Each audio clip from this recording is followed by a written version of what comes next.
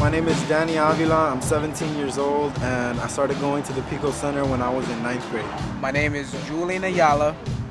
I'm 19 years old. When I first arrived to the Pico Center, it was in 2006. My name is Jasmine Mir. I'm 16 going on 17, and I started going to the Pico Center at the beginning of the school year.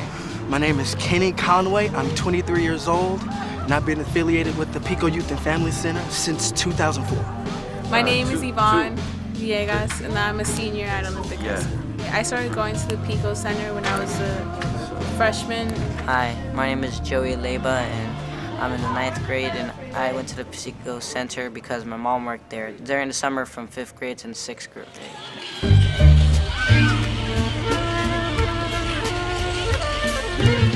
I first started coming to the youth center because they had a music studio there. They also told me that they would let me do some of my graffiti art on the walls there. I just felt welcome there, mainly because of that at first. I think Yolanda's girl group brought me to the Pico Center.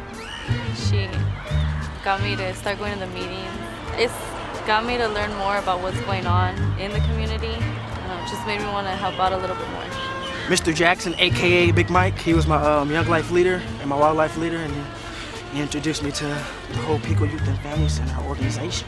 It made me more aware of what's going on within the community, as far as violence, education. I was in the women's group with Shaylee. I also did like a little mentoring group with Lucky. I'm like more aware of like what's going on. Before I wasn't really like involved in what was going on in my community. It made me realize how the world is. It even helped my family when we were going through some of those problems.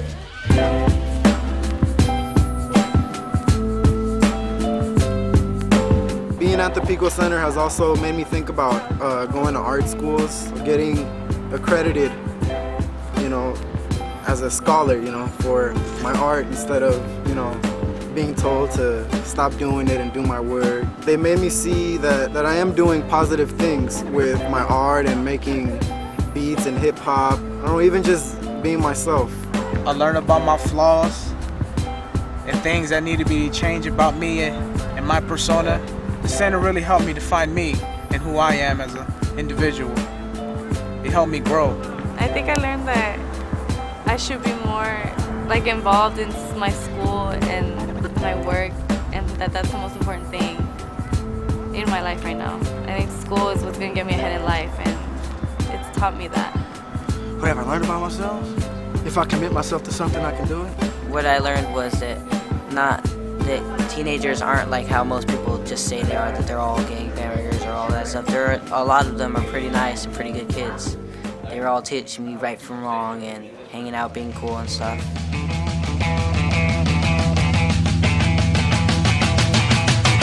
Don't be silent, stop the violence! Don't be silent, stop the violence! What do we want? Peace! When do we want it? Now! In 2006, a student at Santa Monica High School named Eddie Lopez was shot and killed right here, right on Pico in 26. We came together at the Pico Youth and Family Center to organize a peace march, and I got to make the banner for the march that said peace. I felt good being able to use my graffiti to promote nonviolence so that it wouldn't just pass by like, oh, just another boy killed. To just flip it and make it mean something else, more than just my name or just writing on the wall. We wanted to make it mean something. My baby was only 50 years old.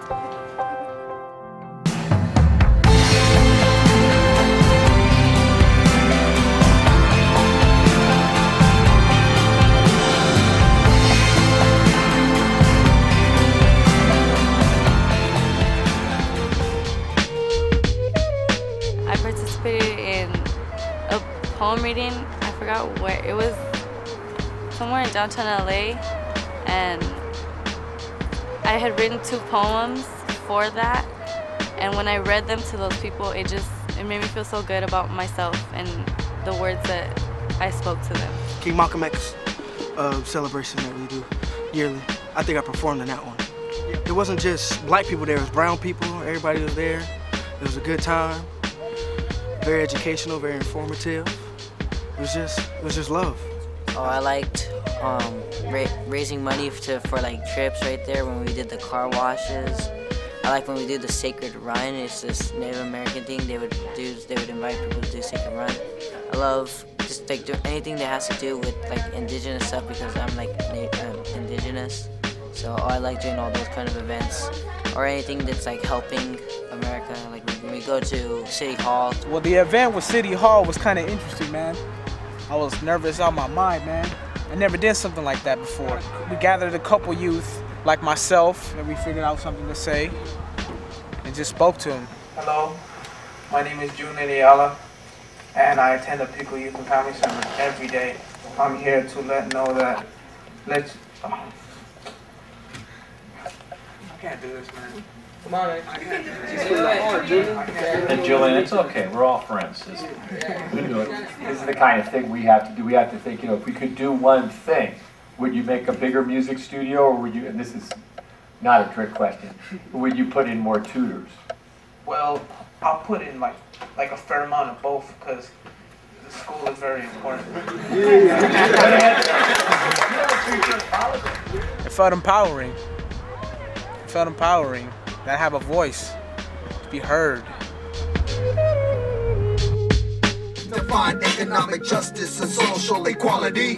Like I was a homie that be calling me. No justice, no peace. The nonsense will cease through the struggle of Cesar Chavez and his legacy. Divine Forces Radio, Oracles of Hip Hop, 90.7 KPFK, Los Angeles. That was Si Se Puede by youth from the Pico Youth and Family Center.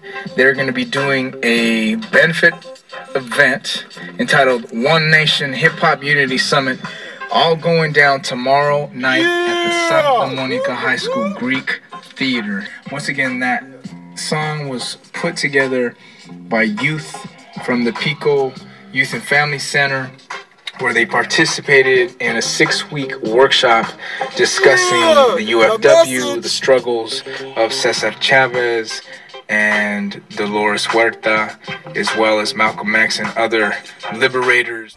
Through any endeavor, this is hip hop. We gon' last forever. This is peace, love, unity, having fun. Spit rhymes that are mostly illegal. MCs spit rhymes to uplift their people. Peace, unity, having fun. These are the lyrics of KRS-One. Elements, hip-hop culture, native culture, and the connection of that. Glad to be here, West Coast. Native hip-hop movement is something that really hasn't got the exposure that that it needs. Hip-hop is, to me, it relates to me and my own culture. You know, the elements of my culture are the significance of the number 4, you know, dancing and music, the storytelling, the art, you know, the spirituality, you know, all those things, you know, that drum beat, you know, that drum, that beat that keeps things going, that you feel it when you hear that drum, you know, and that relates to the hip hop beats, you know, that spirit inside you that makes you want to move. You know, if you're going to do something, have a voice, you know, speak about something. Speak about something that's going to reach out and touch these young people that are going through maybe something hard, trying to figure out what they want to do, you know, trying to understand who they are, you know, when they live in this environment that tries to make you be everything else except who you are when it comes to culture.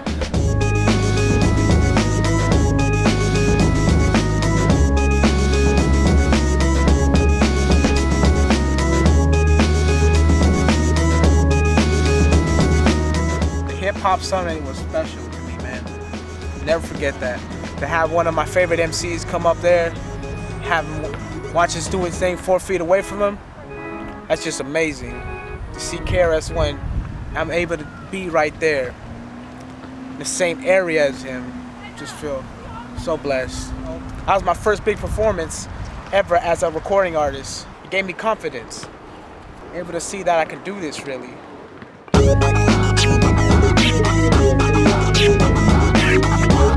I also did this one, but we weren't able to finish it. This is coming soon because this is the new PYFC location.